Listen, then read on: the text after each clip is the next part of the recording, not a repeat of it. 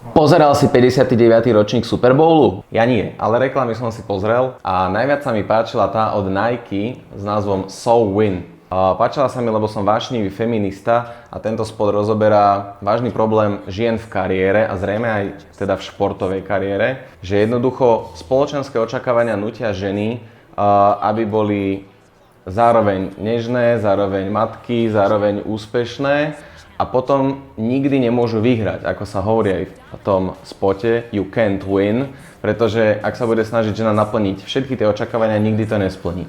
Je to taká hlava 22, že ak sa napríklad v kariére alebo v športe nesnaží, tak je vlastne slabá, neambiciózna a ak sa snaží, tak potom je neženská, zanedbáva svoju možno materinskú rolu. Ale čo spravilo Nike vynikajúco, ako to má vo zvyku, obratili tento insight vlastne na hlavu a urobili z neho výhodu.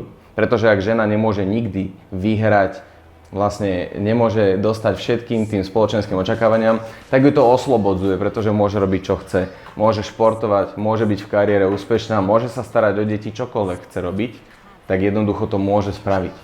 Čiže if you can't win, so win.